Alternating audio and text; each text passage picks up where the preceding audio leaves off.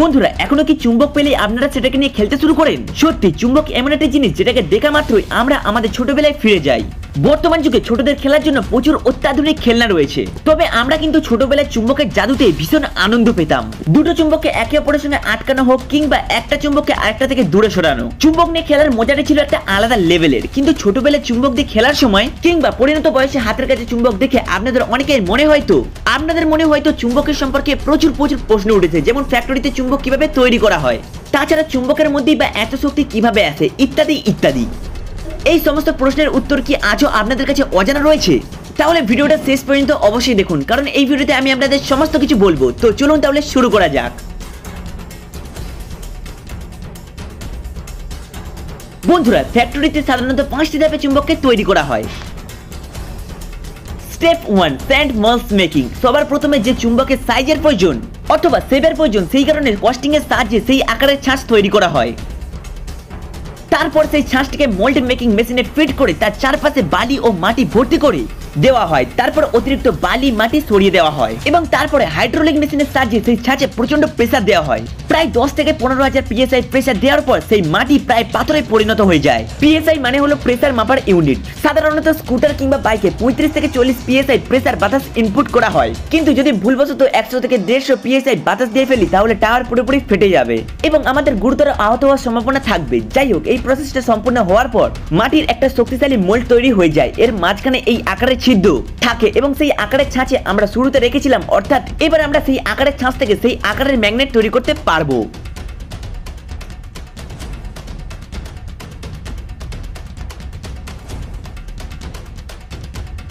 Step 2, melting process. ছাঁচ তৈরি করার পর তার মধ্যে ভরার জন্য চুম্বকের জন্য লিকুইড মিশ্রণ তৈরি করা হয়। এর মাধ্যমে যে সমস্ত উপাদানের প্রয়োজন হয় সেইগুলো হলো তামাক, cobalt, sulphur, nickel, titanium, aluminium এবং আয়রন। সমস্ত ধাতুগুলোকে প্রায় 1600 ডিগ্রি সেলসিয়াসের তাপমাত্রায় গরম করা হয়, যার ফলে এগুলো গলে পুরোপুরি লার্ভার ফর্মে চলে আসে। তারপর কয়েকজন কর্মী দূর থেকে দাঁড়িয়ে মজবুত কিছু দিয়ে লাভার মিশ্রণকে ভালোভাবে মেশায়। আবার অনেক সময় অটোমেটিক প্রসেসে এই কাজটা করা হয়। এই গরম লিকুইডে এতটা বিপজ্জনক হয় যে এর এক ফোঁটা যদি আপনার ত্বকে বাই চান্স লেগে যায় তাহলে আপনার ত্বকটি পুরোপুরি জ্বলে যাবে।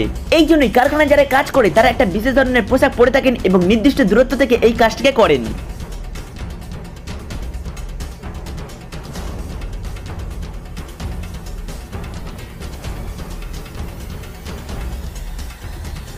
Number 3, cooling and moulding. যখন এই লিকুইডটা তৈরি হয়ে যায় তখন সেটা খুব সাবধানতার সাথে আগে থেকেই তৈরি করে রাখা মাটির ছাঁচে ঢেলে দেওয়া হয়। তারপর এর ঠান্ডা হওয়ার জন্য ছেড়ে দেওয়া হয়। এই তরল জিনিসটা 1600 ডিগ্রি থেকে রুম টেম্পারেচারে আসতে কয়েক ঘন্টা সময় লাগে।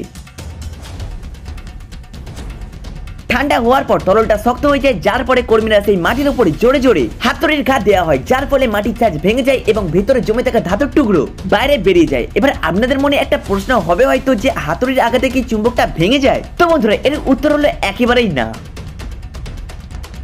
আসলে ঠান্ডা হওয়ার পর এটা এতটাই শক্তিশালী হয়ে যায় যে হাতুড়ির আঘাতে এর কোনো রকম ক্ষতি হয় না। তারপর এই মেটালের টুকরোগুলির মধ্যে লেগে থাকা মাটিকে সরিয়ে দেওয়া হয়। তো বন্ধুরা এইগুলো কিন্তু এখনো পর্যন্ত চুম্বকের রূপ নেয়নি, বরং সাধারণ লোহার টুকরোই আছে। আর ঠিক এইবারে এর মধ্যে বিজ্ঞানের জাদু প্রয়োগ করা হবে।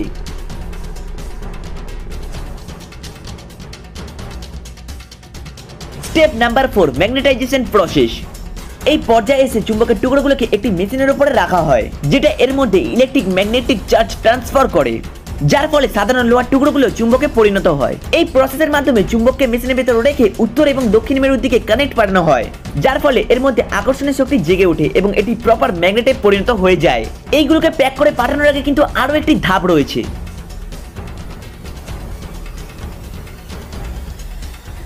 Step 5, finalising process.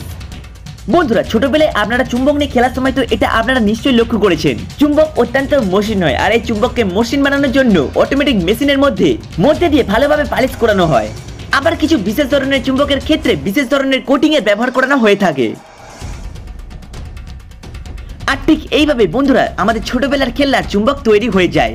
আর বন্ধুরা এই চুম্বক ছোটবেলায় আমাদের কাছে শুধুমাত্র একটা খেলনা হলেও বর্তমান সময়ে ইলেকট্রনিক মোটর, ইঞ্জিন থেকে শুরু করে অনেক জায়গায় চুম্বকের ব্যবহার করানো হয়। বিজ্ঞানের মধ্যে আজ পর্যন্ত সবথেকে শক্তিশালী চুম্বকের নাম হলো নিওডিমিয়াম ম্যাগনেট। আপনারা তো এখানে দেখতে পাচ্ছেন যে দুটো নিওডিমিয়াম ম্যাগনেট একে অপরের দিকে এগিয়ে যাচ্ছে এবং একে অপরের প্রতি আকৃষ্ট হয়ে এত তীব্র গতিতে ধাক্কা খায় যে দুটোই পুরোপুরি একেবারে ছিন্নভিন্ন হয়ে যায় এবং এই চুম্বকটা এতটাই শক্তিশালী হয় যে এর মাঝে যদি কেউ নিজের হাত রেখে দেয় তাহলে তার হাত খসে পড়ে যাবে। এখানে দেখুন এক বিজ্ঞানী যখন এই চুম্বকের মাঝখানে একটি নকল হাতকে রাখেন এবং যখন চুম্বকটি একে অপরের মধ্যে ধাক্কা খায় তখন মিডলে থাকা হাত একেবারে ছিন্নভিন্ন হয়ে যায়। আমি আপনাদেরকে এটাই বোঝাতে চাইছি যে এই ধরনের চুম্বককে কখনোই খেলার ছলে ব্যবহার করবেন না। এর থেকে যতটা সম্ভব দূরে থাকাই ততটাই আপনাদের জন্য ভালো। বন্ধুরা, যে মাটিতে আয়রন বেশি থাকে সেটাই ম্যাগনেটিক স্যান্ডের মতো রিয়্যাক্ট করে এবং শক্তিশালী চুম্বকের আশপাশে আটকে এই ধরনের ধারালো কাটা তৈরি করে, যেটাকে দেখতে ভীষণ ইন্টারেস্টিং লাগে। যেমন আপনারা এখানে দেখতে পাচ্ছেন যে একজন ব্যক্তি তার বাড়িতে মাটির সাহায্যে ম্যাগনেটিক পার্টিকেল তৈরি করে ম্যাগনেটিক স্যান্ড বানিয়ে নেয়, যেটাকে গ্লাসের উপর রাখার পর সেটি চুম্বকে আকৃষ্ট হয়ে মজাদার ডিজাইন তৈরি করে থাকে। পৃথিবীতে সবথেকে বেশি ব্যবহার করা চুম্বক হলো ইলেকট্রোম্যাগনেট, যেটা বেশিরভাগ ইলেকট্রনিক মোটরে ব্যবহার করা হয় এবং এর জন্য বিশেষভাবে তৈরি করা মেটালের আশেপাশে কয়েলকে পেঁচানো হয় এবং তারপর যখন সেই কয়েলের মধ্যে দিয়ে ইলেকট্রিক পাস করানো হয় তখন সে নিজের আশেপাশে একটি ম্যাগনেটিক ফিল্ড তৈরি করে এবং সেই ইলেকট্রোম্যাগনেটের কাজ করে এবং যখন এই কয়েলের ইলেকট্রিক চার্জ প্রবাহিত হতে থাকে তখন এটা কোনো মেটালকে নিজের দিকে আকৃষ্ট করতে পারে। ইলেকট্রিক চার্জ বন্ধ হয়ে গেলে এটি একটি ম্যাগনেটিক ফিল্ড ব্রেক হয়ে যায় এবং তখন এটা একটা সাধারণ মেটালের টুকরো হয়ে যায়। তো বন্ধুরা, এই ছিল আজকের আমাদের এই সুন্দর ভিডিওটি কেমন লাগলো তা আপনাদের কমেন্ট করে অবশ্যই জানাবেন। আর আগামী দিনগুলোতে এমন এর ভিডিও দেখার জন্য আমাদের চ্যানেলটিকে সাবস্ক্রাইব করে পাশে থাকা বেল আইকনটিতে প্রেস করতে একদমই ভুলবেন না। তো চলুন বন্ধুরা, দেখা হচ্ছে নতুন কোনো ভিডিওর সাথে। আজকের মতো ধন্যবাদ।